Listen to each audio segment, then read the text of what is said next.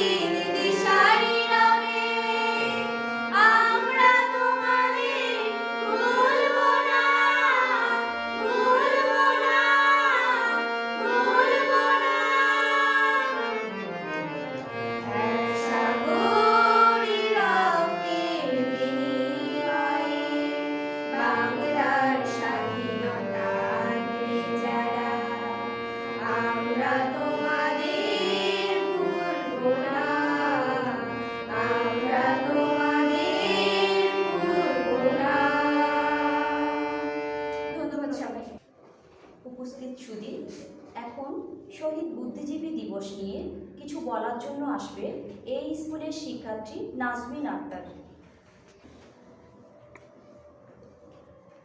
বিসমিল্লাহির রহমানির রহিম। আমি নাজমিন আক্তার। আমি সিজিএস কমিউনিটি স্কুলের ৬ষ্ঠ শ্রেণীর শিক্ষার্থী। আজকের অনুষ্ঠানে উপস্থিত সবাইকে সালাম জানিয়ে আমি আমার বক্তব্য শুরু করছি। আজ ১৪ই ডিসেম্বর। প্রতি বছর এই দিনটিতে শহীদ বুদ্ধিজীবী দিবস পালন করা হয়। ১৯৭১ সালের ১০ থেকে ১৪ই ডিসেম্বর পাকিস্তানি সেনাবাহিনী এদেশের প্রথম শ্রেণীর সকল বুদ্ধিজীবীকে হত্যা করে। এই কাজে বাংলাদেশিদের মধ্যে রাজাকার, আল বদর, আল শামস বাহিনীর সদস্যরা তাদের প্রত্যক্ষ ও পরোক্ষভাবে সহযোগিতা করে। 1971 সালের এই দিনে পৃথিবীর বুকে বাংলাদেশ নামক একটি স্বাধীন রাষ্ট্র ভূমিষ্ঠ হয়। বাংলাদেশের এই স্বাধীনতা ছিনিয়ে আনতে দীর্ঘ 9 মাস পাক হানাদার বাহিনীর বিরুদ্ধে রক্তাক্ত যুদ্ধ করে এদেশের দামাল ছেলেরা। এই যুদ্ধ ছিল অন্যায়ের বিরুদ্ধে ন্যায়ের জন্য যুদ্ধ, পরাধীনতার বিরুদ্ধে স্বাধীনতার জন্য যুদ্ধ, মাতৃভাষার কথা বলার অধিকার আদায়ের জন্য যুদ্ধ। মাতৃভূমির কপালে বিজয়ের লাল টিপ পরাতে লাখো শহীদ তাদের বুকের তাজা রক্ত এবং লাখো মা বোনের সম্ভ্রমের বিনিময়ে আমরা অর্জন করেছি এই স্বাধীনতা। 1971 সালের এই দিনে মুক্তিকামী বাঙালি জাতিকে মুক্তির বাণী শুনিয়েছেন বঙ্গবন্ধু শেখ মুজিবুর রহমান। 7ই মার্চে সেই ভাষণের সফল পরিণতি আজকে স্বাধীন বাংলাদেশ। সিজিএস কমিটি স্কুল কর্তৃক আয়োজিত আজকে আমরা দৃঢ় অঙ্গীকারবদ্ধ হব বঙ্গবন্ধুর সোনার বাংলা গড়ে তোলার স্বপ্ন বাস্তবায়নের জন্য। তাই আমার অনুরোধ, আমরা যেন কখনো ভুলে না যাই এই রক্তঝরা ইতিহাস। আজ লাখো শহীদদের প্রতি এবং বুদ্ধিজীবীদের প্রতি বিনম্র শ্রদ্ধা জানিয়ে আমি আমার বক্তব্য এখানে শেষ করছি। ধন্যবাদ। এই স্কুলের শিক্ষার্থীদের পরিবেশনায় আমরা আবারও একটি দলীয় গান উপভোগ করব।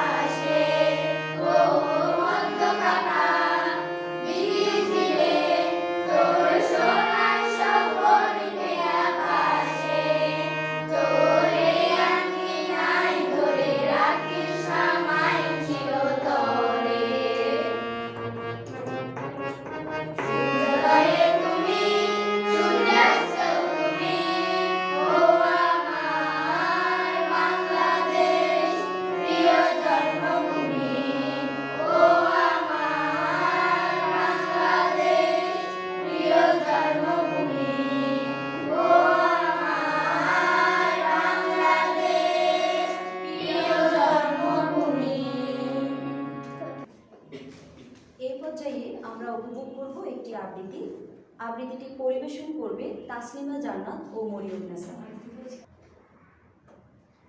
আবৃত্তি করছি কবি শিমুল মুস্তফার আমার পরিচয়। আমি জন্মেছি বাংলায়, আমি বাংলায় কথা বলি, আমি বাংলার আলপথ দিয়ে 1000 বছর চলি। চলি পলিমাটি কোমলে আমার চলার চিহ্ন ফেলে, 1300 নদী শুধায় আমাকে, কোথা থেকে তুমি এলে? আমি তো এসেছি চর্যাপদের অক্ষরগুলো থেকে, আমি তো এসেছি সওদাগরের ডিঙার বহর থেকে, আমি তো এসেছি কৈবর্তের বিদ্রোহী গ্রাম থেকে, আমি তো এসেছি পালযুগ নামে চিত্রকলার থেকে। এসেছি বাঙালি ক্ষুদিরাম আর সূর্য সেনের থেকে, এসেছি বাঙালি জয়নুল আর অমর ঠাকুর থেকে, এসেছি বাঙালি রাষ্ট্রভাষার লাল রাজপথ থেকে, এসেছি বাঙালি বঙ্গবন্ধু শেখ মুজিবুর থেকে। তবে তুমি বুঝি বাঙালি জাতির ইতিহাস শোনো নাই? সবার উপরে মানুষ সত্য, তাহার উপরে নাই। একসাথে আছি, একসাথে বাঁচি, আজও একসাথে থাকবই। সব বিভেদের রেখা মুছে দিয়ে সামনের ছবি আঁকবো। এই ইতিহাস ভুলে যাব আজ, আমি কি তেমন সন্তান? আপোস করিনি কখনোই আমি, এই হলো ইতিহাস। ধন্যবাদ। এখন একটি গল্প নিয়ে আসবে অত্র বিদ্যালয়ের 7ম শ্রেণীর শিক্ষার্থী টিনা মজুমদার। আসসালামু আলাইকুম, আমি টিনা মজুমদার। আমি 7ম শ্রেণীর ছাত্রী। আজ 14 ডিসেম্বর শহীদ বুদ্ধিজীবী দিবস। আজকে আমি মুক্তিযুদ্ধ সম্পর্কে একটি গল্প বলবো। আমার গল্পের নাম ঘর পালানো শিশুর কাহিনী। গ্রামের বাড়িতে আসলে আমি ঘরে বসে থাকতে পারি না, কোথাও না কোথাও ঘুরতে বেরিয়ে পড়ি। শহরে বন্দি জীবন থেকে বেরোয়াটা একটু কষ্টসাধ্য, তবুও একটু সুযোগ পেলে আমি ছুটে আসি গ্রামের বাড়িতে, যেখানে আমার ভালো থাকার সকল উপকরণ রয়েছে। সুবিশাল মাঠ, নদী নালা, গাছপালা কিংবা কাদামাখা মেঠোপথ, আরও কত কি। সেদিন বিকেলবেলা বাড়ির পাশে বড় মাঠে বসে গল্প করছিলাম। আমার চাচা আর চাচাতো 4 ভাই বোন ছাড়া সেখানে আর কেউ ছিল না। আমার চাচার নাম শফিকুল হক এনাম হলেও এনাম নামেই পরিচিত সবার কাছে। এনাম চাচার অন্য একটা পরিচয় আছে, তা হলো তিনি 71-এর স্বাধীনতা যুদ্ধে অংশগ্রহণ করেছেন। গল্প করতে করতে হঠাৎ আমার মাথায় একটা বুদ্ধি হলো।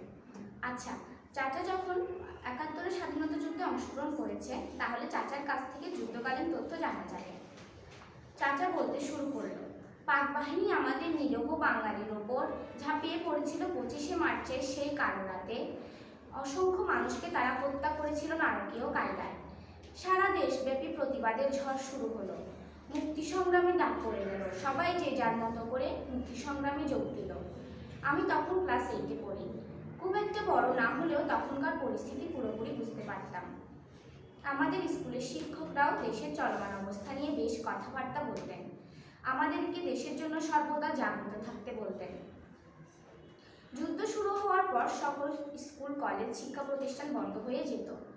তখন আমার সাথে যারা পড়তো তাদের অনেকেই মুক্তিযোদ্ধাদের ক্যাম্পে নাম লিখিয়ে ট্রেনিংয়ে চলে যায়। আমি তখনও যেতে পারিনি, কারণ আমাকে বাসা থেকে যেতে দেওয়া হচ্ছিল না বয়সে ছোট বলে। কিন্তু আমার ঘরে বসে থাকতে ইচ্ছে করছিল না।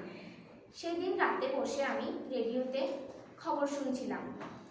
তখন কয়েকজন মুক্তিযুদ্ধের গলার আওয়াজ পেলাম। আমি তাদের সাথে যাওয়ার ইচ্ছে প্রকাশ করলাম, কিন্তু তারা আমাকে বয়সে ছোট বলে নেয়নি। আমি কিছু করার চিন্তা ভাবনা করলাম। এর কিছুদিন পর আমি আবার পাকসেনাদের ক্যাম্পে যাই।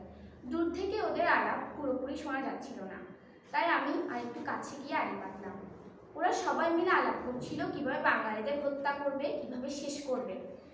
হঠাৎ আলাপের এক পর্যায়ে এসে শুনলাম একজন বলে উঠল, আগামীকাল তো আমাদের সোনাপুর ক্যাম্পে অপারেশন। সোনাপুর ক্যাম্পে অপারেশন শুনে আমার হাত পা কাঁপতে শুরু করলো। নিজেকে সামনে নিয়ে তাড়াতাড়ি সেখান থেকে চলে আসি। মুক্তিযোদ্ধাদের ক্যাম্প প্রধানের কাছে খবরটা পৌঁছে দিই। তিনি সবার সাথে আলাপ করেন কিভাবে তাদের অপারেশন প্রতিহত করা যায়। আমরা সবাই মিলে আলাপ করে ক্যাম্প ত্যাগ করি আর চারিদিকে ছড়িয়ে পড়ি। ওরা আক্রমণ শুরু করলো, ওরা আক্রমণ করেই যাচ্ছে। মুক্তিযোদ্ধাদের কাছ থেকে কোনো পাল্টা আক্রমণ না পেয়ে মনে মনে বেশ খুশি হয় পাক সেনারা। যখন ওদের গুলি ছোড়া বন্ধ করে দিল, তখন মুক্তিযোদ্ধারা তাদের উপর ঝাঁপিয়ে পড়ল। সেদিন প্রায় 20 থেকে 25 জন পাক সেনা আমাদের হাতে মৃত্যুবরণ করেছিল। সেদিনের কৌশলী যুদ্ধ আমার আজও মনে পড়ে। তখন গর্বে আমার বুকটা ভরে ওঠে। চাচার কাছ থেকে মুক্তিযুদ্ধের এই ঘটনাগুলো শুনে আমি অনেক কিছুই জানতে পারলাম। সবাইকে ধন্যবাদ জানিয়ে আমি আমার গল্প এখানেই শেষ করছি। ধন্যবাদ সবাইকে। বুদ্ধিজীবীদের হত্যার কাজে বাংলাদেশিদের মধ্যে রাজাকার, আল-বদর, আল-শামস বাহিনীর সদস্যরা তাদের প্রত্যক্ষ ও পরোক্ষভাবে সহযোগিতা করেছিল। এখন সিজিএস কমিউনিটি স্কুলের শিক্ষার্থীদের পরিবেশনায় আমরা দলীয় গান উপভোগ করব। মাঝি নাও ছাইরা দে ও মাঝি পাল উড়াইয়া দে, গার মাঝি গা কোনো গান। মাঝি নাও ছাইরা দে ও মাঝি পাল উড়াইয়া দে, গার মাঝি গা কোনো গান।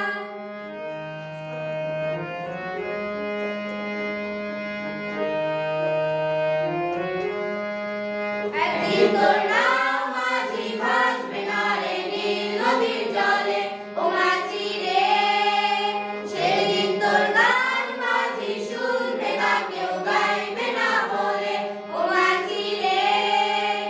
ও পারের নৌকা কাইরা নিলে সুর, মাঝি নাও ছাইরা দে ও মাঝি পাল উড়াইয়া দে, গার মাঝি গা কোনো গান। মাঝি নাও ছাইরা দে ও মাঝি পাল উড়াইয়া দে, গার মাঝি গা কোনো গান।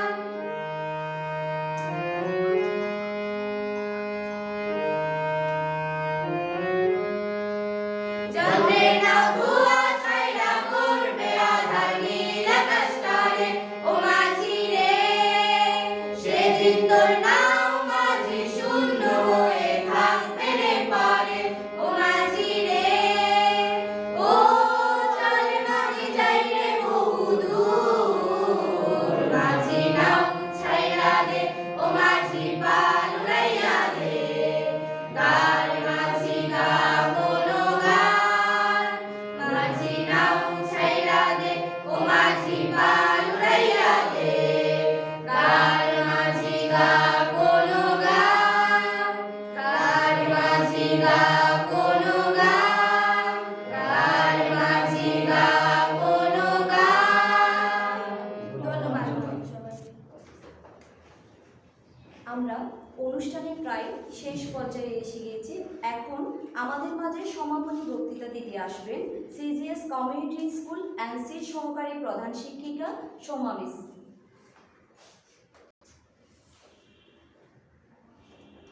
আজ মহান 14ই ডিসেম্বর শহীদ বুদ্ধিজীবী দিবস। আমরা সকলেই জানি বাংলাদেশ বিশ্বে এক অনন্য সৃষ্টি। বিশ্ব ইতিহাসে বাংলাদেশের যে লাল সূর্যটা উঠেছিল তার বিনিময়ে ছিল 30 লক্ষ শহীদের অনবদ্য কষ্টের বিনিময়ে, 30 লক্ষ শহীদের প্রাণের বিনিময়ে এবং 2 লক্ষ মা বোনের সংগ্রামের বিনিময়ে আমরা এই লাল সূর্যটা ছিনিয়ে নিয়েছি। 16ই ডিসেম্বর আমাদের বিজয় দিবস। তার 2 দিন আগে হয়েছিল 14ই ডিসেম্বর শহীদ বুদ্ধিজীবী দিবস। বুদ্ধিজীবী দিবসের কথা বলতে গেলে যেটাই প্রথমে আসে, বুদ্ধিজীবীরা কারা, কেন এই বুদ্ধিজীবী দিবসের নামকরণ করা হয়েছে। দেশের যে মেধাবী সন্তানরা দেশকে এগিয়ে নিয়ে যায়, দেশকে বিশ্ব দরবারে সমৃদ্ধময় করে তোলে এবং তাদের জ্ঞানের বিচ্ছুরণ ঘটায়, তারাই বুদ্ধিজীবী। 1971 সালে পাক সেনাবাহিনীরা যখন বাংলাদেশের বিজয় টের পেয়েছিল, তখনই তারা একটা নীল নকশা করে বাংলাদেশকে মেধা শূন্য করার জন্য। আজ সেই মেধা শূন্য করার জন্য তাদের নীল নকশা করেছিলেন পাকিস্তানের জেনারেল রাও ফরমানাই। উনি যখন বিজয়টা টের পেয়েছিলেন তখনই ষড়যন্ত্র করেছিলেন এবং নীল নকশা করেছিলেন 20,000 বুদ্ধিজীবীকে হত্যা করতে। আজও আমাদের কাছে বাংলাদেশে অগণিত কতজন বুদ্ধিজীবী আসলেই শহীদ হয়েছিল সেই 14ই ডিসেম্বর বা তার আগে। এই 14ই ডিসেম্বরের নীল নকশাটা করেছিল শুধুমাত্র ওই দিনেই না, নভেম্বরের মাঝামাঝি থেকে ওনারা প্ল্যান করেছিল কিভাবে এই বুদ্ধিজীবীদেরকে হত্যা করা যায়। আচ্ছা, তোমরা বলতে পারো কেন এই নির্মম হত্যাযজ্ঞটা করা হয়েছিল?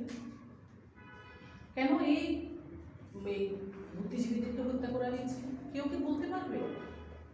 তোমাদের মধ্যে কেউ আছে সেরকম? হ্যাঁ, একটু করে বলো। মিস পাকিস্তানিরা টের পেয়েছিলেন যে বাংলাদেশের যদি মেধাবীরা থাকে তাহলে তারা সুন্দর বুদ্ধি করবে এবং সৎ বুদ্ধি দেবে যে কীভাবে দেশকে স্বাধীন করা যায়, কিন্তু যারা কৃষক মজুর তারা বুদ্ধি দিতে পারবে না যে কীভাবে দেশকে স্বাধীন করা যায়। কিন্তু পাকিস্তানিরা এটা জানেন না যে আমাদের দেশের সকল সন্তানরা তার দেশকে বাঁচানোর জন্য সকলেই সুবুদ্ধি দিতে পারবে, তাই তারা বুদ্ধিজীবীদেরকে হত্যা করেছিলেন এই ভেবে যে বুদ্ধিজীবীরা যদি বেঁচে থাকে তাহলে তাদের দেশ স্বাধীন করাটা একটু কঠিন হবে, কিন্তু তারা জানে না কৃষক মজুরাও তাদের চেয়েও আর ভয়ানক হতে পারে। খুব সুন্দর যুক্তি দিয়েছো এবং খুব সুন্দরভাবে বলেছো টিনা, অবশ্য ধন্যবাদ তোমাকে। সবার উদ্দেশ্যে আমি ওকে একটু জিজ্ঞেস করলাম বা তোমাদেরকে জিজ্ঞেস করলাম, সবারই জানা দরকার কেন এই বুদ্ধিজীবীদেরকে হত্যা করা হয়েছিল। তুমি যে যুক্তিটা দিয়েছো তা অবশ্যই 100% সত্য, তার পিছনেও একটা কারণ ছিল, আরও একটা যেটা সুদূর প্রসারী চিন্তাভাবনা ছিল। দেশ যদি বিজয় লাভ করে, দেশ যদি স্বাধীন হয়ে যায়, এই দেশ যাতে বিশ্ব দরবারে মাথা উঁচু করে দাঁড়াতে না পারে, মেধাবীদের শূন্য করে ওরা দেশকে নিশ্চিহ্ন করতে চেয়েছিল। চিন্তা করতে পারো, কোনো দেশে যদি মেধাবীরা না থাকে দেশকে কে চালাবে? দেশকে চালানোর মতন তো একটা বুদ্ধিদীপ্ত মেধা থাকবে যারা দেশকে এগিয়ে নিয়ে যাবে। তাদের নীল নকশাদি ছিল সেটাই, শুধুমাত্র স্বাধীনতা আনয়ন করার জন্য না, শুধুমাত্র বিজয় অর্জন করার জন্য না, বিজয় পরবর্তী দেশকে যাতে এগিয়ে যেতে না পারে তারই একটা সুদূর প্রসারী চিন্তা ভাবনা করেছিল, যেভাবে যাতে দেশ আর বিশ্ব দরবারে মাথা উঁচু করে দাঁড়াতে না পারে। তো তাদের নীল নকশা সফল হয়েছিল। তারা যেভাবে কাজ করবার জন্য এগিয়ে গিয়েছিল তাদেরকে সহযোগিতা করেছিল আমাদের এই বাঙালি মুসলমান। ভাবতে পারো, তোমার পাশের মানুষ, তোমার পাশের প্রতিবেশী তোমাকে চিনিয়ে দিচ্ছে তোমাকে মারার জন্য। এই নির্মম ভয়াবহতা কি পরিমাণ হতে পারে একটিবার চিন্তা করতে পারো? যে তোমার পাশে অবস্থান করছে, তুমি যার সাথে চলছো ফিরছো, তা সে তোমাকে চিনিয়ে দিচ্ছে একে মেরে ফেললে আমরা নিশ্চিন্তে থাকতে পারব। সেই দোসররাই ছিল আমাদের বাঙালি, নাম কি? রাজাকার, আলবদর এবং আহসান। কারণ পাকিস্তানিরা তো সবাইকে চিনত না, বাঙালি সবাইকে কি তারা চিনত? কত হাজার মাইল দূরে ছিল তারা। তারা কি বাঙালি প্রত্যেক ঘরে ঘরে গিয়ে কে মেধাবী, কে বুদ্ধিজীবী, কে সাংবাদিক, কে কবি, কে সাহিত্যিক চিনত? তারা যাদেরকে দোষর করেছিল তারাই চিনিয়ে দিয়েছে এই ব্যক্তিগুলোকে যদি আমরা নিশ্চিহ্ন করে দিই তাহলে বাংলাদেশ স্বাধীন হয়েও কোনো লাভ হবে না। তাদের সেই পরিক্রমা কিন্তু এখনো আছে। সেই পাকিস্তানি দোসররা এখনো আমাদের বাঙালিদের মধ্যে আছে। এখনো আমরা কিন্তু মেধা শূন্য, এখনো আমরা মেধাবী হয়ে উঠতে পারি না। দেখো, ৭১-এর পরবর্তী যখন ৭৫ সাল এসেছে, আমাদের কাকে হারাতে হলো? বাঙালির জাতির পিতা বঙ্গবন্ধু শেখ মুজিবুর রহমান, যে এই স্বাধীনতা অর্জনের মুখ্য ভূমিকা পালন করেছিল, স্বাধীনতার জন্য ডাক দিয়েছিল, যার ডাকের কারণে বাঙালি হাজার হাজার নরনারী ঝাঁপিয়ে পড়েছিল স্বাধীন মুক্তির। সেই জাতির পিতা কে হারাতে হলো? তার পরবর্তী কাকে হত্যা করেছিল? তার পরবর্তী হত্যা করেছিল জাতির ৪ নেতা। জানো তোমরা সেই ৪ নেতা কে কে ছিল? শহীদ তাজউদ্দিন আহমেদ, কামরুজ্জামান, আশরাফ আলী, তারপর আরো একজন কে ছিল? ৪ জন আমাদের জাতির পিতা, জাতীয় ৪ নেতাকে হত্যা করা হয়েছিল। তাহলে তাদের সেই চক্রান্ত এখনো চলছে। এর পরবর্তীতেও দেখো, যখনই বাঙালি মেধাবী কোনো মানুষ মাথাচাড়া দিয়ে ওঠে তাদেরকে হত্যাযজ্ঞে কিন্তু এখনো লিপ্ত হয়ে আছে। তো শহীদ বুদ্ধিজীবী দিবসে আমাদের সেই দৃঢ় অঙ্গীকার থাকবে, শহীদ বুদ্ধিজীবীরা যে চিন্তা ভাবনা নিয়ে দেশকে এগিয়ে নিয়ে যেতে চেয়েছিল সেটা যাতে আমরা অটুট রাখতে পারি, সেই চিন্তা ভাবনা যাতে আমরা এগিয়ে যেতে পারি, এবং ৭১-এ যে সোনার বাংলার স্বপ্ন দেখেছিল জাতির নেতা, জাতির পিতা বঙ্গবন্ধু শেখ মুজিবুর রহমান, আমরা সেই দিকে সেই স্বপ্ন বাস্তবায়ন করার পথে এগিয়ে যাব।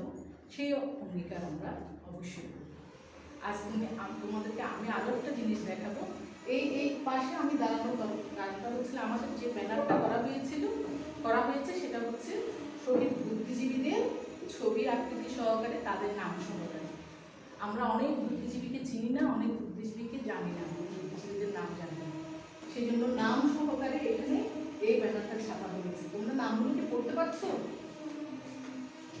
একটা নাম দেখা যাচ্ছে মুনির চৌধুরী, ঠিক না? আর একটা নামটা বোঝা যাচ্ছে, এটা হচ্ছে ডাক্তার আলিম চৌধুরী, মোফাজ্জল হায়দার চৌধুরী, তারপর হচ্ছে শরীফুল্লাহ কায়সার, নাজমুল হক, এখানে আর বোঝা যাচ্ছে না, মোহাম্মদ খাইর, জহিরুল হক। আমি আরো কয়েকটা নাম লিখে নিয়ে এসেছি, তোমরা একটু মনোযোগ সহকারে শুনবে। অধ্যাপক মুনির চৌধুরীর নামটা দেখা যাচ্ছে, ডাক্তার আলিম চৌধুরী, অধ্যাপক মনিরুজ্জামান, ডাক্তার ফাজলে রাব্বি, শহীদুল্লাহ কায়সার, অধ্যাপক ডিসি দেব, জ্যোতির্ময় গুহ ঠাকুরতা, অধ্যাপক সন্তোষ ভট্টাচার্য, মোফাজ্জল হায়দার চৌধুরী, অধ্যাপক রিয়াজউদ্দিন, অধ্যাপক আনোয়ার পাশা, ডক্টর মুর্তুজা, সাংবাদিক আবু তাহের, সেলিনা পারভিন, জহির রায়হান, চলচ্চিত্রকার, আরও অনেকেই আছে। সবাই হচ্ছে একজন ডাক্তারের নাম বলছি, কেউ অধ্যাপক, কেউ প্রকৌশলী ছিলেন, কেউ ছিলেন কবি, কেউ সাহিত্যিক, কেউ গবেষক। তাহলে কি আমাদের দেশে একদম সৌচ্ছ শিখরে যারা দাঁড়িয়েছিলেন, যারাই দেশকে নেতৃত্ব দিতে পারতেন, যারাই দেশকে এগিয়ে নিয়ে যেতে পারতেন, তাদেরকেই আমরা হারিয়েছি এই দিনে।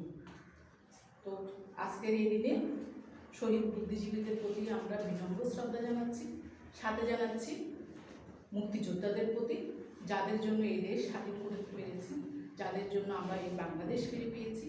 আজকে আমরা স্বাধীনভাবে কথা বলতে পারছি, মুক্তভাবে চলাফেরা করতে পারছি, তাদের প্রতি বিনম্র শ্রদ্ধা জানিয়ে আজকের অনুষ্ঠান এখানেই শেষ করছি। ধন্যবাদ সবাইকে, ধন্যবাদ তোমরা আজকের অনুষ্ঠানে উপস্থিত থাকার জন্য, সুন্দর একটা অনুষ্ঠান আমাদেরকে উপভোগ করবার সুযোগ দেওয়ার জন্য। যারা যারা অংশগ্রহণ করেছে খুবই সুন্দর হয়েছে, খুবই প্রাণবন্ত হয়েছে অনুষ্ঠানটা। অনুষ্ঠানের সঞ্চালনকারী এবং অনুষ্ঠানের পিছনে যারা সর্বময়ভাবে সাহায্য করেছেন এবং অনুষ্ঠানটাকে এগিয়ে নিয়ে যেতে সাহায্য করছে, সবাইকে ধন্যবাদ জানিয়ে শেষ করছি।